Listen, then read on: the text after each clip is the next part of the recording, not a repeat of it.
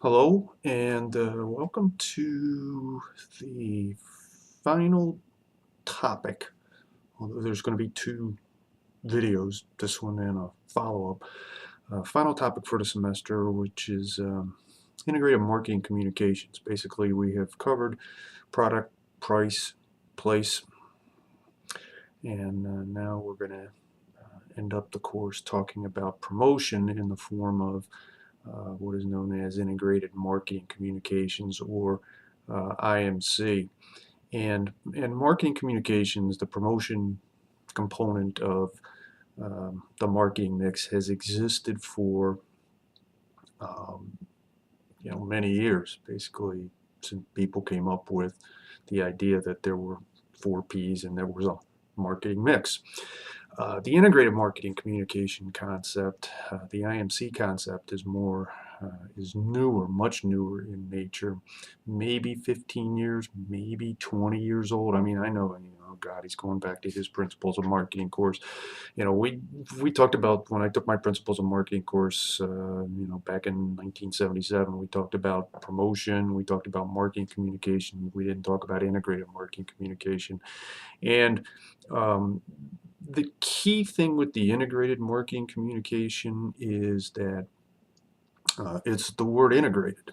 Uh, Basically, what that indicates is that the various components of marketing promotion or marketing communication, the various components should work together. And that wasn't always the case, and it still isn't always the case, because as we'll learn, kind of the devil is in the details when it comes to integrated marketing communication. And um, why has IMC only been around for maybe 15 or 20 years? And basically several factors. One is that advances in technology have helped tremendously.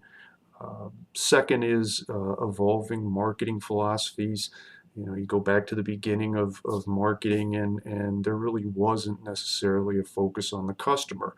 And now there's a much heavier focus on the customer. And as we learned in the marketing in 2010's video, the role of the customer in terms of value co-creation and customer engagement is much different in the year 2016 than even in 1996 or 1986.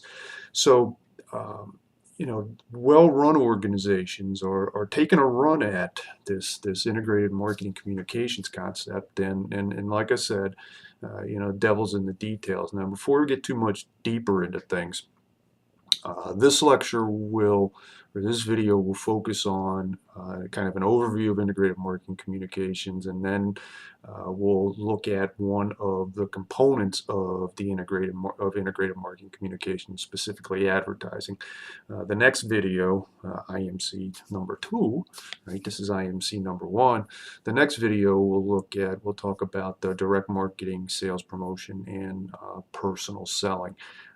And just forewarned is forearmed. These two videos, IMC1 and IMC2, are likely to go a little longer than 20 minutes. In previous years when I've done this, they've been in the 22-23 minute range. So I just wanted to let you know about that before we get too much further. So without further ado, let's jump in and talk a little more about integrated marketing communication. And integrated marketing communication refers to, my handy dandy glasses, integrating and coordinating various marketing communication components to deliver a clear, consistent, and compelling message about an organization and its products. So again, IMC refers to integrating and coordinating various marketing communication components to deliver a clear, consistent, and compelling message about an organization and its products. And I like to talk about, when I talk about that definition, I like to talk about the 3 C's: clear, consistent, and compelling.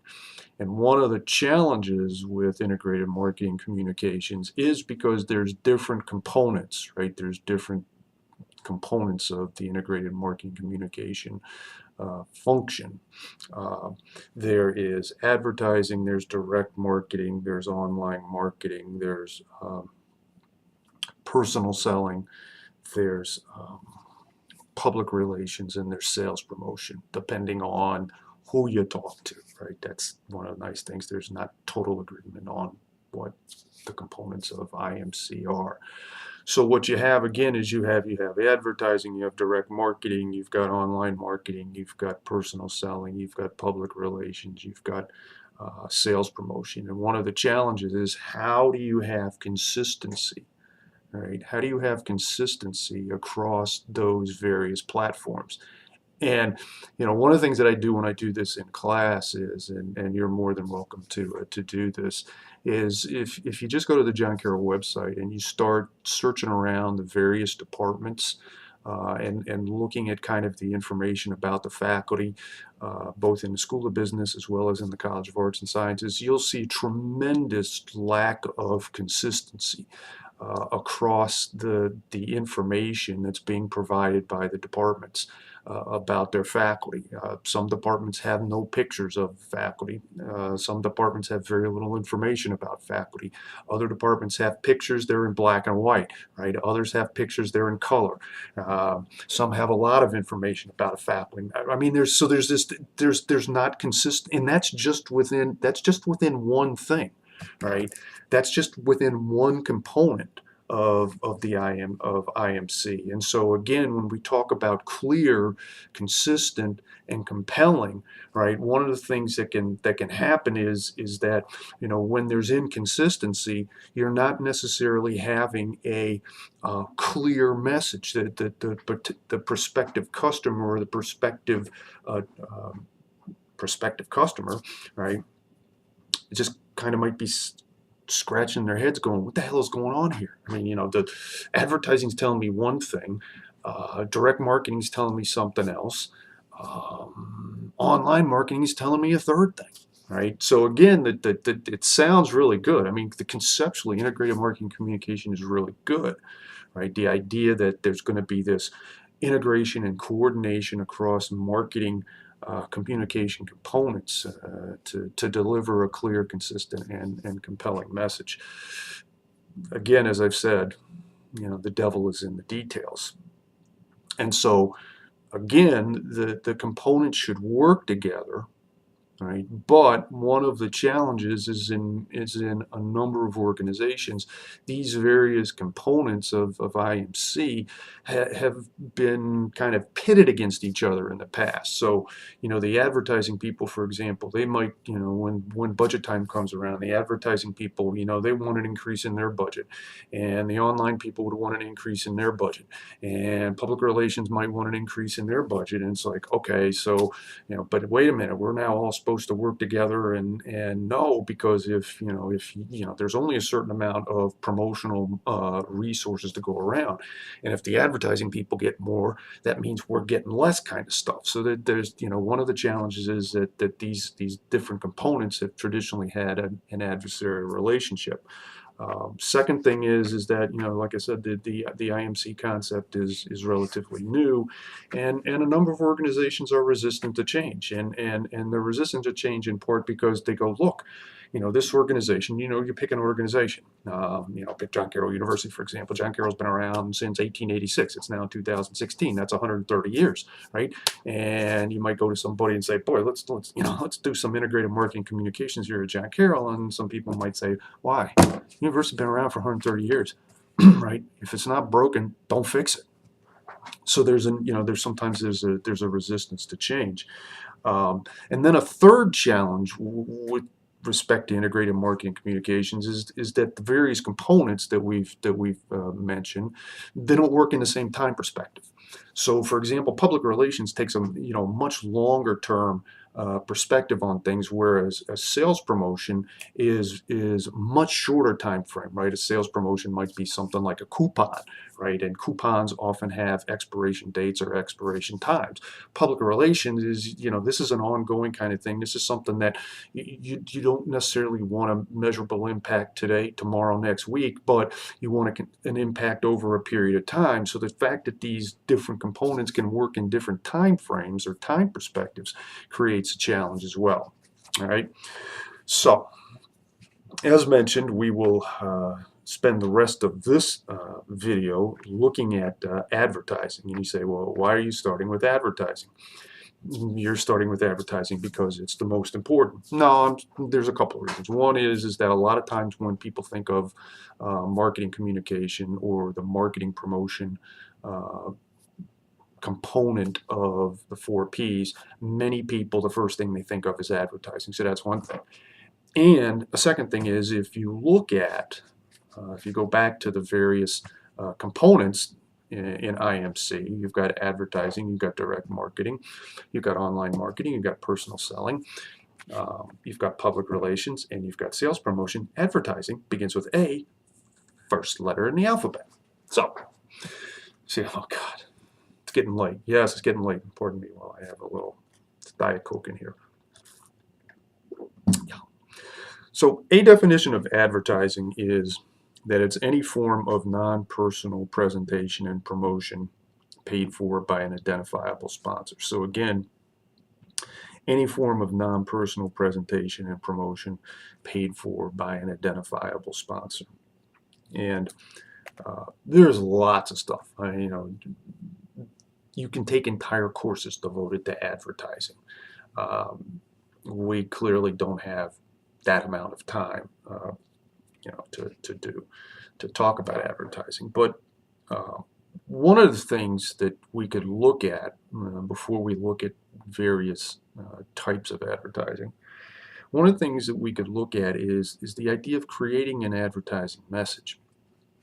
And one of the challenges with creating an advertising message is, how do you cut through? How does an organization, how does a marketer, how does an advertising person cut through all the clutter that's out there, right? Because if you think about your life, you think about how many pieces of information you get bombarded with on a daily basis. How can an advertisement cut through that clutter, right? And your book talks about, and this is a very standard model, your book talks about the AIDA model, AIDA, right? The attention, interest, desire, and action. And why cutting through the clutter becomes very important is that, according to the AIDA model, you can't have action unless you first have attention, because it's attention, interest, desire, action. So if you're getting bombarded by all these different stimuli in the course of a day, how can advertising cut through the clutter, right? What kinds of things can it do? And so that's where you start to have conversations about message execution. What kinds, how should we, if we're putting together an advertisement, what should our message look like in order to get through the clutter? So for example, you may look at some ads and there's testimonial. Somebody's talking about, it's frequently done with weight loss kinds of things, or diet products, and you just see before and after photos, and the people will be talking about, I let myself go after high school and I got up to 350 pounds, and look at me now, I'm down to 175, blah, blah, blah, blah, blah. So that's certainly, and dramatic before and after photo would certainly, kind of present a visual. So you could use a testimonial, right? In some cases, what companies try to do is they try to use some sort of cartoon characters. Think about cartoon characters that have or cartoonish characters that draw one's attention. Right? You've got like the Michelin Man and you say, yeah, and you can look, you got Ronald McDonald, and they say, oh God, yeah, there's Ronald again. Yeah, we're back to crazy old Ronald McDonald, right? So there's a number of different approaches, right? There's also music, right? A lot of times an ad will be accompanied by music of some sort, right? To kind of, again, and particularly if it's a song, right? And you get into this whole thing like, are these guys selling out? Like, you might hear, I don't know, I don't follow a whole lot of more contemporary music, but you go back in the day and Rolling Stones got they got chastised because they allowed, I think it was Microsoft to use "Start Me Up," which was a Rolling Stones song. It's like, Rolling Stones sold out, but a lot of people recognize that particular song. All right, so we've talked a little bit about creating the advertising message and cutting through the clutter, and how we'll end this discussion is we'll look relatively briefly at several different kinds of advertising media. First one we'll look at is newspapers. I'm going to put my glasses back on again to see what wonderful notes I've made so that I don't go babbling incoherently for 5 or 6 or 7 minutes. And two things that we'll look at with the various media that we'll talk about is we'll look at the trends associated with the media as well as the media's segmentation opportunities. So with respect to newspapers, the trends with newspapers aren't really good. Okay, newspaper readership is declining. People who tend to read the newspaper, older people, right? Not necessarily the greatest target market, because as you get older, you're more likely to die, right? I mean, you say, not real attractive. And in addition to that, when you see technology, you can get a lot of information that you used to wait to read in the newspaper. You can read that now either, on a laptop, on a tablet, on your smartphone, maybe if you got your watch, your Apple Watch. So it is, this is not the greatest demographics associated with newspaper. And likewise, newspapers don't have great segmentation opportunities relative to other advertising media. So, what we've seen is tremendous reallocation of resources away from newspapers, which is another thing, right? Back in the day when you didn't have as many media options, and you certainly didn't have the technological capabilities that you had today, there'd be a lot of ads in newspapers because people were reading newspapers. It was just kind of a habit that people had. Well, if people aren't reading newspapers now, why should I put my advertising dollars there? And then the newspapers don't have as much money, and it becomes kind of a vicious cycle. So newspapers are one thing. Second, print media are magazines. and magazines have similar issues with respect to newspapers in terms of readership, and because traditionally the people that read magazines and newspapers, they tend to be older. But magazines are different from newspapers in that they have much better segmentation opportunities, right? So you say, what is that? Me as a logistics guy. Here is a publication. It comes out once a month. It's called Inbound Logistics. Whew. You're going, oh God, wonderful. But here you go. Here's right, see what it says? Enterprise software for fulfillment. So what you got is the people that read Inbound Logistics, they're logistics supply chain management type people, right? That's a very segmented group. A number of you are accountancy majors. There are magazines, trade magazines that appeals towards like accountancy people. And so you're going to see the kinds of ads you're going to see are ads that are more specialized, right? More focused on the particular segment. So you can think about, if you play a particular sport, right? If you play golf, there's like Golf Digest, right? If you play tennis, there's like, tennis magazines, right? So there's tremendous segmentation opportunities associated with with magazines. Not to say that they don't have demographic challenges. Right? Radio.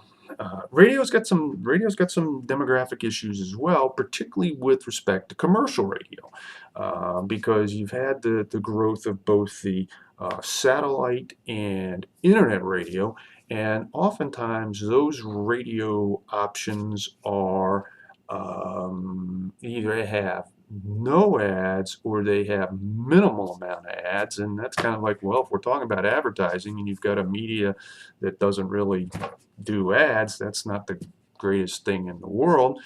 One of the challenges with radio, with commercial radio, is that it's very easy now to switch stations. Back when I was your age, I drove a Volkswagen Beetle, right? And it had an AM radio, and it had you had to literally change the dial manually. You didn't even have push buttons or anything like that. So I mean, it was like you were just like, oh God, I don't even want to bother with that. So it's really easy, to change stations now, and um, and as I lose my train of thought, radio does offer tremendous segmentation opportunities, right? So, even if you think of commercial radio, there's a lot of different genres out there that are, targeted to different kinds of audiences. And then, you look at the internet or satellite radio, there's tremendous segmentation kinds of stuff. You got Sirius that has, they got alt rock, and they got several hip hop stations, and 60s, 70s, 80s, 90s, and Bruce Springsteen got a station. I think Black Sabbath has a station. I mean, so there's really tremendous segmentation opportunities. Although many of those stations don't there's no ads, and there's limited ads associated with them. And then the final one we'll talk about, the final advertising media we'll talk about is television, and television is an interesting media because it explicitly targets two senses, and it's one of the few media that explicitly target two senses. Now you're saying, wait a minute, I can get some, sometimes in magazines they'll have scratch and sniff things. That's more the exception than the rule.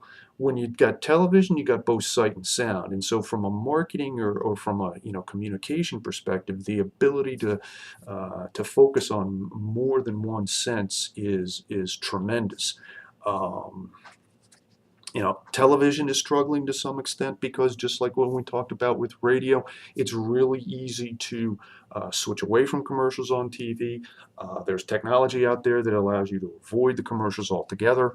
Um, there's tremendous segmentation opportunities. I mean, you look at the just all the choices that are out there now because of cable or satellite TV, and so there's you've got stuff for people who like to cook food. You like to buy or sell houses. There's shows for that. You're a female. There's Lifetime, and there's Lifetime Movie Channel, and then there's all sorts of other kind of things, right? So there's a lot of different segmentation opportunities that are prevalent or exist with respect to television. And one of the things that's going on, like, one of the things that I said before is that because it's so easy to kind of maneuver around ads on TV now, I mean, hell, when I was your age, I had to get up from the chair I was sitting in and walk over to the TV and literally change the channel kind of stuff. You don't have to do that right now, right? So what a number of companies are now doing is this thing called product placement, which is where the marketers incorporate their product as part of the show. So you can't skip it. So if somebody's drinking something, they might be drinking a Coke, they might be drinking a Pepsi, right? You can't edit that out, and that becomes what's known as product placement. So I've hit the 24-minute mark. I told you this would go a little long. I'm going to stop there, and the next lecture we will talk about direct marketing, personal selling, and sales promotion. See ya. Bye.